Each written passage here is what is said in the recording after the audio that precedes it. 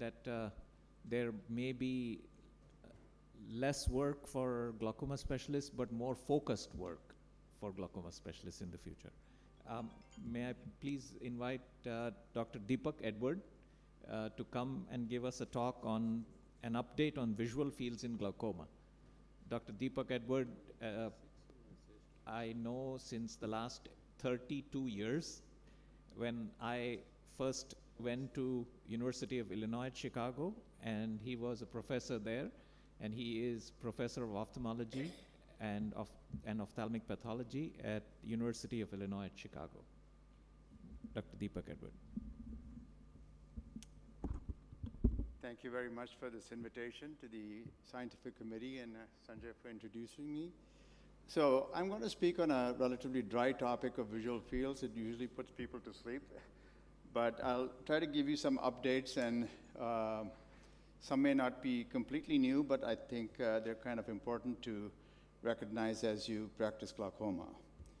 So we'll talk a little bit about the different types of testing modes that are available now, role of central visual field testing, testing of patients who have poor vision, and also the categories of types of visual field progression you have in glaucoma and how you measure them using new algorithms.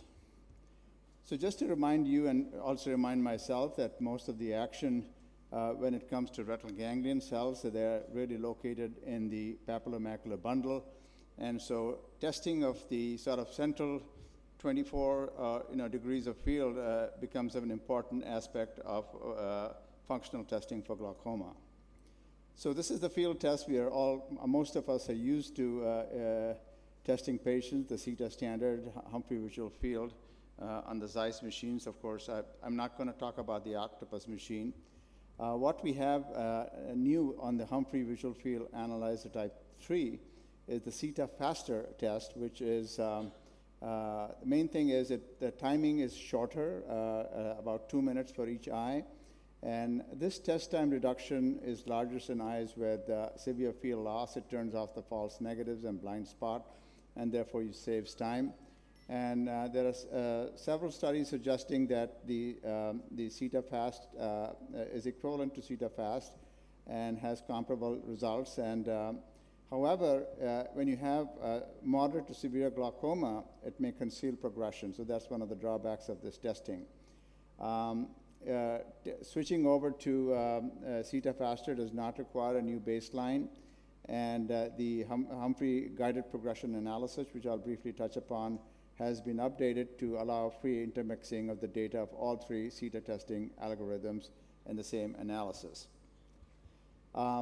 There's another new component to the CETA faster. You have the 24-2C test, 2C test, which adds 10 additional points for testing in the central visual field, the nasal part of the field, as depicted as you see in the black boxes in the lower half of the screen. And the time testing is less than CETA fast. So you get this additional paracentral test points so that you're able to look for these paracentral points, and we'll talk about the importance of that in just a second. Here is a patient who, on the left, had a standard 24-2 test, and the one on the right shows you a 24-2C2 detecting additional paracentral scotomas in this particular patient. So why is this important? Why do you want more information about paracentral scotomas? In the last several years, we know that people who have these scotomas have a poorer quality of vision, a quality of life. They do have interference in reading. Recent paper shows that these people have poor stereopsis as well, those who have these paracentral scotomas. And I've noticed that most patients don't express it even though they see it or they feel it. They won't tell you. I have a physician patient who is really annoyed by this scotoma when he plays golf. He has a dense paracentral scotoma, and he says the ball just disappears in the flight path. And he's very annoyed by it, but he's learned how to avoid that scotoma by shifting his head.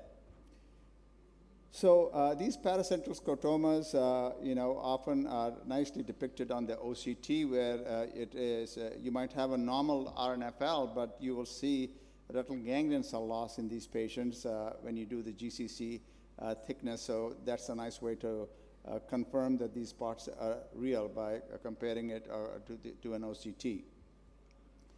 Now, there's been a lot of talk about, that a lot of patients do have paracentral scotomas, and that 10-2 visual fields should be a part of the testing for every patient. But, it's a longer test, and it doesn't have the CETA algorithm. Patients don't particularly like taking the 10-2 size 3 test. And so there's a very nice review paper that came out recently, last month, and this is in ophthalmology. And basically, the conclusion of the paper was that evidence to date does not support routine testing of 10-2 in patients with early glaucoma. But if you do have those repeated visual field defects on a normal field in the central locations, 12 locations, of the standard 24-2, or those who have inner retinal thinning on OCT scans of the macula, those patients might benefit by getting additional 10-2 visual field tests. So I think I find this slide kind of important, and this is work actually that was first pointed out by Dr. Chauhan in Canada, but basically classifying different types of visual field progression. And that is a normal patient who's had number of fields. The progression should be 0 to about 0.5 decibels. Those who have more than a decibel loss in mean deviation over a period these are fast progressors, and I think those are the ones that need attention. And a third category of someone who loses more than 2 decibels per year over a number of exams was termed as catastrophic progression. So what are the risk factors for fast or catastrophic progression of glaucomatous visual field? As you might expect, you know this from before: old age, peak IOP, myopia, soda exfoliation, and baseline mean deviation being large, and not IOP fluctuation. It does not seem to be a progression factor. And a paper from New Delhi also pointed out that patients with POAG, PACG, and juvenile glaucoma have similar median progression rates.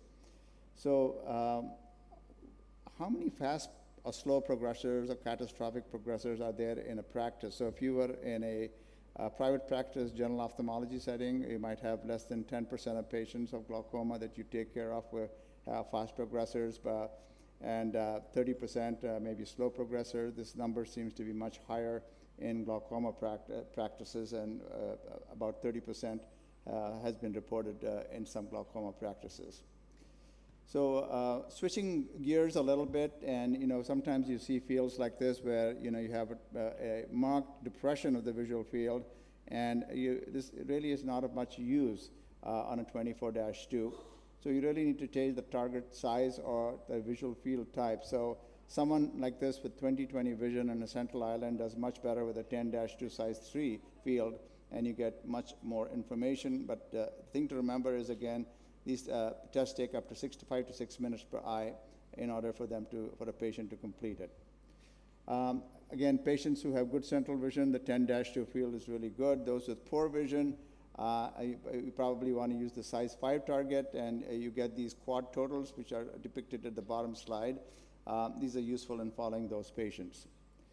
Now, how do you measure progression using the visual field? So again, this is kind of important because field defects appear later in glaucoma when you lose about 40 to 50% of your ganglion cells. And but fields, on the other hand, have lots of variability from the patient, the machine provider, and other errors. And you can do this by clinical judgment, event-based analysis, or by trend-based analysis. So the clinical way is if you don't have, most of the machines, the type 3 Humphrey analyzers have these built in.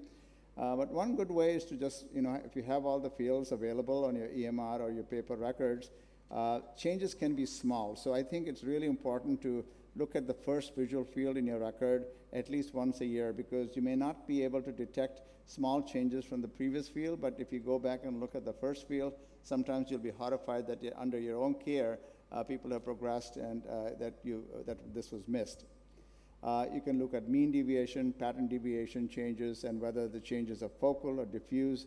And also really important to remember that visual fields do fluctuate, and you need to repeat if if there's any question to make sure.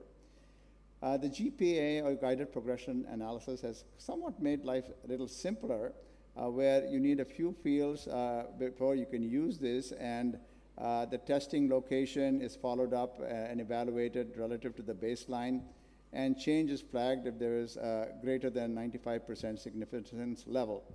And this is tested against a large group of cohort of stable glaucoma patients who are tested over a short time, and that's built into the machine. And GPA accounts for some increased variability found in advancing disease.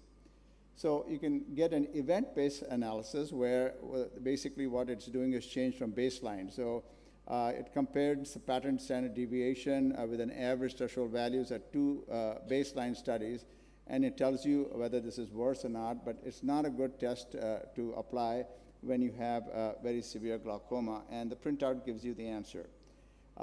Trend-based analysis is more linear regression model, and it shows you how the field progresses based on mean deviation of VFI, and you get a graph like the one you see at the bottom, and it shows you the progression of how the progression goes, and it actually gives you the mean decibel value of change at the bottom, which I'm not sure is very clear there on that picture, but that gives you the rate, so you can tell the patient is stable or not stable. So the reasoning behind this was this testing between two baseline values. So if more than 3 points change and two consecutive change, it was labeled as probable. The machine will tag it for you. And if there's more than 3 consecutive follow-ups, it labels as likely progression, and all data is derived from the early manifest glaucoma trial. The Zeiss Forum, an expensive piece of software which can house a lot of this data, both the images, OCT, as well as the visual field machine data, can give you a very nice summary of everything that has happened in the visual field history of your patient.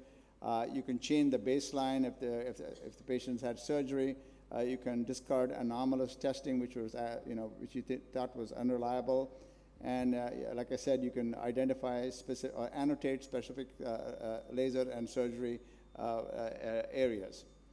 So you can get a very nice plot like this, as you see in this picture here. So this is a busy slide, but it still tells you that basically compared to an expert review, whether you're looking at it by visual field or by optic disc parametry, an expert really did better than the GPA, so you have to take it with a pinch of salt, the GPA analysis. So again, this was the critique that this was too wide. And actually, this is the last slide, and I'd like to thank you for your attention. One point I didn't bring up, and maybe if there's time for discussion about virtual field analyzers, I didn't put that in my talk. I have limited experience on that. Thank you.